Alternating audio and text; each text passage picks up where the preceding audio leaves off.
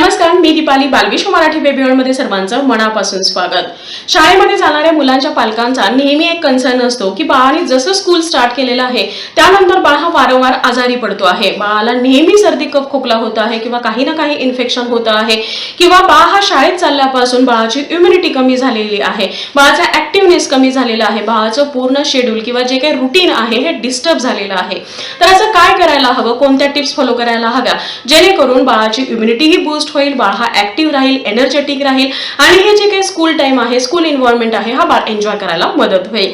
लक्षात घ्या, माझ्या बाबतीमध्ये सुद्धा माझ्या मुलाने म्हणजे अद्वैतने जेव्हा पहिल्यांदा स्कूल स्टार्ट केलं होतं तर त्यावेळी त्याचं हे जे रुटीन आहे हे सेट करण्यासाठी मला सुद्धा खूप जास्त वेळ गेला. त्याचबरोबर तो प्रत्येक आठवड्याला आजारी पडायचा, सर्दी कफ खोकला तर व्हायचाच, पण त्याचबरोबर खूप सारे स्किनचे जे काही आजार आहेत किंवा डोळे येणं यासारख्या खूप गोष्टी त्याच्या बाबतीमध्येही व्हायच्या.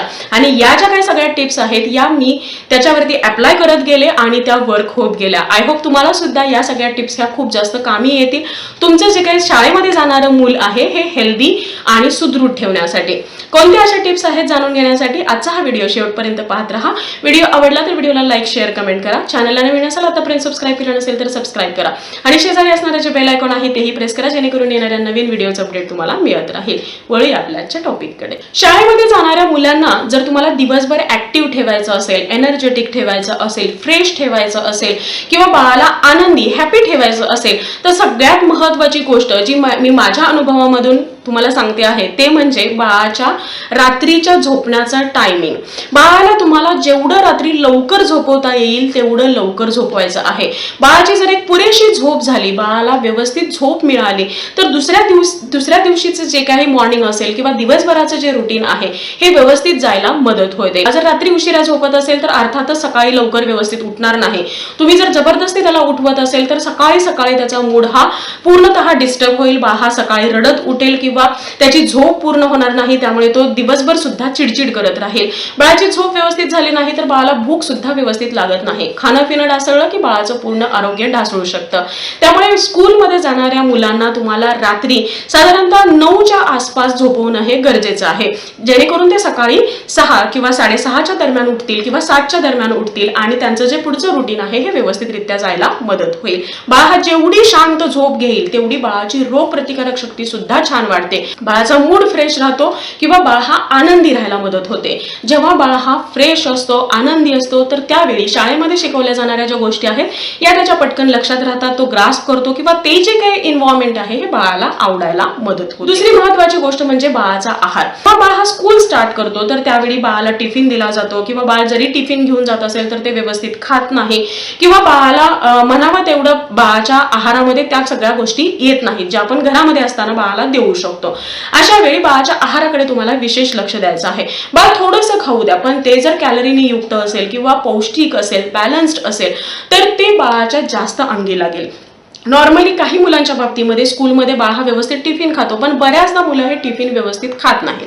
अशा वेळी तुम्हाला काय करायचं आहे, सकाळी उठल्याबरोबर बाळाला जर तुम्ही दूध देत असाल तर दूध जरूर द्यायचं आहे, पण त्या अगोदर तुम्हाला 4 ते 5 जे काळे भिजवलेले मनुके आहेत हे तुम्हाला बाळाला द्यायचे आहेत किंवा सकाळी एका दिवशी मनुके देऊ शकता किंवा एका दिवशी तुम्हाला मोरावळा बाळाला द्यायचा आहे किंवा एखाद्या दिवशी बाळाला च्यवनप्राश द्यायचा आहे. हे सकाळी उठल्याबरोबर बाळाच्या पोटात हे जायला हवं. आता हे जेव्हा बाळ खातो तर त्यावेळी बाळाची जी काही डायजेशन आहे, पचनक्रिया आहे ही अतिशय जलद गतीने कार्य करायला लागते ज्यामुळे बाळाला भूक छान लागते. आणि बाळ जेव्हा टिफिन खातो तर त्यावेळी बाळाला जर छान भूक लागलेली असेल तर टिफिन मध्ये तुम्ही जे काही दिलेलं आहे हे बाळ व्यवस्थित खाईल, ते बाळाच्या व्यवस्थित अंगी लागेल, त्यामधले जे पौष्टिक घटक आहेत हे बाळाला व्यवस्थित मिळायला मदत होईल. आता बाळाचा टिफिन देत असताना सुद्धा तुम्हाला लक्षात घ्यायचं आहे जे काही रेडीमेड पदार्थ आहेत हे तुम्हाला बाळाला बिलकुल द्यायचे नाहीत. लक्षात घ्या, टिफिन मध्ये तुम्ही किती प्रमाणामध्ये देता यापेक्षा काय देता हे खूप महत्त्वाचं आहे. नॉर्मली मी जसं म्हटलं की सकाळचं जे काही ब्रेकफास्ट आहे, लंच आहे, ह्या गोष्टी बाळासाठी खूप महत्त्वाच्या असतात कारण या काळामध्ये बाळाचं शरीर हे पौष्टिक घटक ऍब्सॉर्ब करण्यासाठी रेडी असतं किंवा खूप फास्ट पद्धतीने हे जे काही पौष्टिक घटक आहेत हे बाळाच्या शरीरामध्ये ऍब्सॉर्ब होतात. त्यामुळे टिफिन मध्ये तुम्हाला नेहमी हेल्दी पदार्थ द्यायचे आहेत. शक्यतो बाळासाठी जे तुम्ही घावन बनवत आहात किंवा आणखी जे काही बनवत आहात, चपाती आहे, भाजी आहे, यामध्ये वेगवेगळ्या भाज्या येतील किंवा बाळाला जे तुम्ही पराठे बनवत आहात हे मिक्स भाज्यांचे बनवाल किंवा मिक्स डाळींच्या पिठांचे असतील किंवा मिक्स धान्यांच्या पिठांचे आहेत, या पद्धतीने करायचं आहे. दुसरी महत्त्वाची गोष्ट म्हणजे शाळेमध्ये जाणाऱ्या मुलांच्या आहारामध्ये ड्रायफ्रुट्स हे कंपल्सरी असायलाच हवेत आणि हे ड्रायफ्रुट्स तुम्हाला शक्यतो भिजवून द्यायचे आहेत. हे जे ड्रायफ्रुट्स आहेत हे बाळाला एनर्जी देण्यासाठी मदत करतात. शिवाय यामध्ये भरपूर असे पौष्टिक घटक आहेत. बाळाची स्मरणशक्ती आहे किंवा बाळाची एनर्जी लेवल आहे हे टिकवून ठेवण्यासाठी याचा खूप मोठा रोल आहे. त्यानंतरची पुढची गोष्ट म्हणजे बाळाचं पोट साफ होणं. बऱ्याचदा स्कूलचं टाइम हे लवकर असतं, त्यामुळे बाळाला पॉटी होत नाही किंवा सकाळी उठल्याबरोबर बाळाचं पोट साफ होत नाही आणि स्कूलमध्ये गेल्यानंतर वेगळं टॉयलेट किंवा वेगळं वातावरण बघितल्यानंतर सुद्धा मुलांचं पोट हे व्यवस्थित साफ होत नाही किंवा मुलं तिथे टॉयलेटला जात नाहीत. तर तुम्हाला याकडेही लक्ष द्यायचं आहे की मुलांचं पोट हे शाळेमध्ये जाण्यापूर्वी साफ व्हायला हवं. म्हणजे सकाळी उठल्याबरोबर बाळाचं एक असं रुटीन तुम्हाला ठेवायचं आहे की उठल्याबरोबर बाळाने हे पॉटी करायला हवी. जर शाळेमध्ये जाण्यापूर्वी बाळाचं पोट साफ होत असेल तर बाळाचा जो मूड आहे हा फ्रेश राहायला मदत होते, बाळ हा ऍक्टिव्ह राहतो, बाळाला भूक छान लागते, बाळाचं डायजेशन उत्तम व्हायला मदत होते. रेग्युलरली बाळाचं पोट साफ होण्यासाठी सकाळी उठल्याबरोबर ब्रश करण्या अगोदर बाळाला थोडंसं कोमट पाणी द्यायचं आहे आणि त्यानंतर एक 5-10 मिनिटांनी बाळाचा ब्रश करायचा आहे. ब्रश झाल्यानंतर ऑटोमॅटिकली बाळाला पॉटी येईल, बाळाचं पोट हे साफ व्हायला मदत होईल. बाळाचं पोट व्यवस्थित साफ होण्यासाठी रात्री झोपण्यापूर्वी तुम्हाला बाळाला ओव्याचं पाणी देणं, जिऱ्याचं पाणी देणं, बडीशेपचा अर्क देणं गरजेचं आहे. बाळ पुरेसा पाणी पितो आहे की नाही याकडेही लक्ष द्यायचं आहे. नॉर्मली बाळ जेव्हा स्कूलमध्ये असतो तर त्यावेळी बाळाचं पाणी पिण्याचं प्रमाण हे कमी असतं, त्यामुळे बाळ हा पाणी व्यवस्थित पितो आहे की नाही, बाळाला डिहायड्रेशन तर होत नाही ना, याकडे सुद्धा तुम्हाला लक्ष द्यायचं आहे. या व्यतिरिक्त बाळाच्या आहारामध्ये आवळा आहे, लिंबू आहे किंवा संत्री आहे, असे जे काही सायट्रस फ्रुट्स आहेत यांचा सुद्धा समावेश करायचा आहे. रेग्युलरली बाळाला दही द्यायचं आहे, केळी द्यायचं आहे, यामुळे बाळाचं पोट हे साफ व्हायला मदत होईल. त्यानंतरची पुढची गोष्ट म्हणजे वॅक्सिनेशन.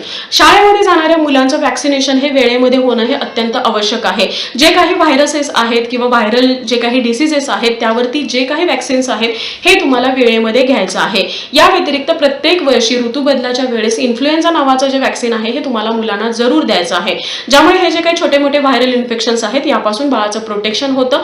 नॉर्मली जे शाळेमधून स्प्रेड होणारे किंवा जेव्हा मुलं खूप सारी मुलं एकत्र येतात तर अर्थातच एकमेकांचा संसर्ग हा होऊ शकतो, नाही असं नाही, पण जर बाळ हा वॅक्सिनेटेड असेल तर यामधून बाळ हा पटकन बाहेर पडतो किंवा बाळाची इम्युनिटी बूस्ट होते, बाळ हा तंदुरुस्त राहायला मदत होते. हे जे काही व्हायरसेस आहेत याचं संक्रमण बाळाला लवकर होत नाही.